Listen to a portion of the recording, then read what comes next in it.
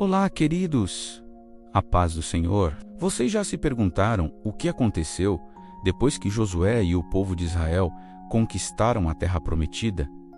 Será que a paz reinou imediatamente? Hoje, vamos mergulhar nos capítulos finais do livro de Josué, do 21 ao 24, e descobrir os detalhes fascinantes dessa transição. Vamos ver como as promessas de Deus se cumpriram, mas também como um mal-entendido quase levou a uma guerra civil entre irmãos. Fique comigo até o final, porque a última lição que Josué nos deixa é uma das mais poderosas de toda a Bíblia. Tenho certeza que vai impactar a sua vida. Então vamos começar pelo capítulo 21. Aqui nós vemos o cumprimento de uma promessa muito específica de Deus. Lembra da tribo de Levi? Eles eram sacerdotes, os separados para o serviço do Senhor, e por isso não receberam uma porção de terra como as outras tribos, mas Deus não os desamparou. Nesse capítulo vemos que eles receberam cidades para morar, espalhadas por todo o território de Israel, com pastagens ao redor para seus rebanhos. Foram 48 cidades no total. Isso era estratégico. Por estarem espalhados, os levitas podiam ensinar a lei de Deus a todo o povo, garantindo que a adoração e o conhecimento do Senhor estivessem presentes em todas as partes da nação. É um lindo exemplo de como Deus cuida dos detalhes e cumpre cada uma de suas promessas. O versículo 45 desse capítulo é incrível. Diz que, de todas as boas promessas que o Senhor tinha feito à nação de Israel, nenhuma delas falhou. Todas se cumpriram. Que coisa maravilhosa! Isso fortalece a nossa fé, saber que o nosso Deus é fiel. Agora, vamos para o capítulo 22, depois de anos de batalhas. Finalmente, chegou a hora das tribos de Ruben, Gade e da meia tribo de Manassés voltarem para casa. Elas tinham se estabelecido a leste do Rio Jordão, mas honraram o compromisso de ajudar seus irmãos a conquistar a terra a oeste. Josué os abençoa, elogia sua fidelidade e os envia de volta com muitas riquezas. Só que no caminho de volta, algo acontece que quase causa uma catástrofe. Ao chegarem à margem do Jordão, eles constroem um altar grande, imponente. Quando as outras tribos de Israel, que ficaram do lado oeste, souberam disso, a notícia caiu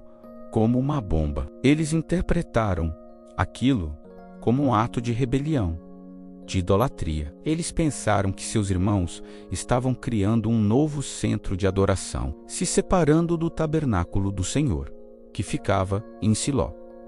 A reação foi imediata. Eles se reuniram para guerrear contra seus próprios irmãos. Dá para imaginar a tensão? Uma guerra civil prestes a explodir. Mas, antes de atacar, a sabedoria prevaleceu. Eles enviaram Finéias, o sacerdote, e 10 líderes, um de cada tribo, para confrontar os irmãos do leste. Eles chegam e perguntam: que traição é essa que vocês cometeram contra o Deus de Israel? Eles lembram do pecado de Pior, da rebelião de Acã e de como o pecado de alguns trouxe juízo sobre toda a nação. Eles estavam genuinamente preocupados com a santidade de Deus e a unidade do povo. E é aqui que a história tem uma virada surpreendente. Os representantes das tribos do leste explicam o motivo do altar. Eles dizem: longe de nós a rebelião contra o Senhor. O altar não era para sacrifícios ou holocaustos. Era um testemunho. Eles tinham medo que no futuro os filhos das tribos do oeste dissessem aos filhos deles: vocês não têm parte com o Senhor, o Deus de Israel. O Jordão é uma fronteira entre nós. O altar era um memorial visível, uma testemunha de que eles também pertenciam ao povo de Deus e adoravam o mesmo Senhor. Ao ouvir a explicação, Finéias e os líderes ficaram aliviados e satisfeitos. A guerra foi evitada. Eles entenderam que o coração de seus irmãos estava no lugar certo. Esse episódio nos ensina uma lição valiosíssima sobre comunicação, sobre não tirar conclusões precipitadas e sobre a importância de buscar o diálogo para resolver conflitos. Quantos problemas em nossas famílias, igrejas e amizades poderiam ser evitados se a gente simplesmente conversasse antes de julgar, não é mesmo? Essa história é um grande alerta para nós. Se você está gostando dessa análise, não se esqueça de deixar o seu like aqui no vídeo. Isso ajuda muito o YouTube a entender que esse conteúdo é relevante e amastralou para mais pessoas. Chegamos ao capítulo 23, um dos discursos de despedida de Josué. Ele já está velho, com a vida chegando ao fim, e reúne todo o Israel, seus líderes, juízes e oficiais. Suas palavras são as de um pai amoroso e um líder experiente que se preocupa com o futuro do seu povo. Ele começa relembrando tudo o que Deus fez por eles, como lutou suas batalhas, expulsou seus inimigos e lhes deu a terra por herança. Ele reforça que a vitória não veio pela força deles, mas pelo poder de Deus. A mão do Senhor esteve com eles em cada passo. Depois de relembrar o passado, Josué foca no futuro. Ele dá uma ordem muito clara: esforcem-se para obedecer a tudo o que está escrito no livro da lei de Moisés, sem se desviar nem para a direita, nem para a esquerda. A fidelidade à palavra de Deus era a chave para a bênção contínua. E ele faz um alerta muito sério: não se misturem com os povos que restaram na terra. Não sirvam aos seus deuses, não se casem com eles. Josué sabia que a idolatria era como um veneno que poderia corromper a nação inteira. Ele diz que se eles se desviassem, o mesmo Deus que lutou por eles se voltaria contra eles. As bênçãos se tornariam maldições. É uma mensagem dura, mas necessária. É um chamado à santidade, à separação. Josué termina dizendo: assim como cada uma de suas boas promessas se cumpriu, também o Senhor fará cumprir cada uma de suas ameaças. Deus é amor, mas também é justiça. A obediência traz bênção, mas a desobediência traz consequências. É uma palavra que ecoa até hoje para nós, a igreja. E finalmente, o capítulo 24, o clímax do livro. Josué faz uma segunda reunião, um grande ajuntamento em Siquém. Siquém era um lugar de grande significado histórico, onde Abraão construiu seu primeiro altar na terra e onde Jacó purificou sua família. É como se Josué estivesse levando o povo de volta às suas raízes de fé.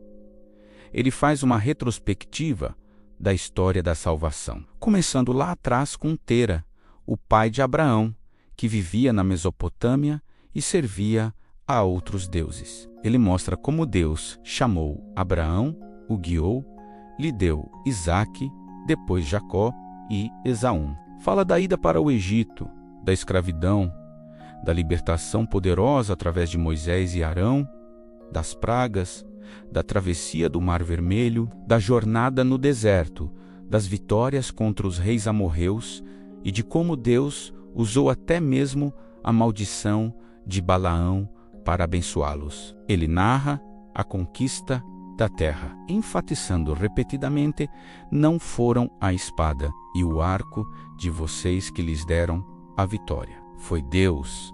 Eu lhes dei uma terra que vocês não cultivaram e cidades que não construíram. Ele deixa claro que tudo o que eles tinham era pura graça de Deus. Depois de apresentar toda a fidelidade de Deus, Josué lança o desafio final. E essa é uma das passagens mais famosas e impactantes da Bíblia. Ele olha para o povo e diz: agora temam o Senhor e sirvam-no com integridade e fidelidade. Joguem fora os deuses que os seus antepassados adoraram além do Eufrates e no Egito, e sirvam ao Senhor. Se, porém, não lhes agrada servir ao Senhor.